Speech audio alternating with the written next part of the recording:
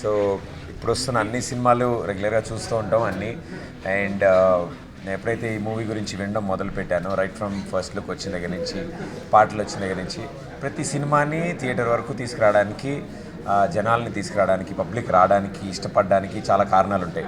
కొంతమందికి టీజర్ నచ్చుతుంది, కొంతమందికి ఆడియో నచ్చుతుంది, కొంతమందికి కథ ఏమైనా కొంచెం అర్థమైతే బాగుంటుంది అనిపిస్తుంది. బట్ ఈ సినిమా స్పెషల్లీ, ఈ సినిమా చూడాల్సిన సినిమా చూస్తేనే ఈ సినిమా గురించి పూర్తిగా తెలుస్తుంది. It's not with songs, it's not with ట్రైలర్తో కాదు. డెఫినెట్గా ఐ కెన్ సే ఇది ఒక కంప్లీట్ టీమ్ వర్క్ ఇది. ఎందుకంటే ప్లెజెంట్ సర్ప్రైజెస్ నాకు ఆనందన్, శివాత్మిక వీళ్ళిద్దరిని నేను స్క్రీన్ మీద చూసినప్పుడు డెఫినెట్గా అందరిలాగే మనం అనుకుంటాం, కొత్తగా చేస్తున్నారు, ఫస్ట్ సినిమా చేస్తున్నారని. సీన్కి పెళ్ళని తగులుతుంది ఆ పెర్ఫార్మెన్స్ చూసిన తర్వాత. అంటే ఇలా అండ్ డెఫినెట్లీ మీరు చూడాలి.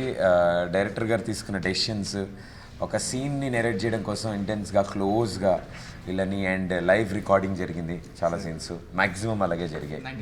95% డైరెక్ట్ సౌండ్ రికార్డ్ చేయడము ఇట్లాంటివి, అంటే లేటెస్ట్ టెక్నాలజీ వాడుతూనే దాన్ని ఇంత చక్కగా అప్పటి టైంలో సినిమాని ప్రాపర్గా చూపించారు.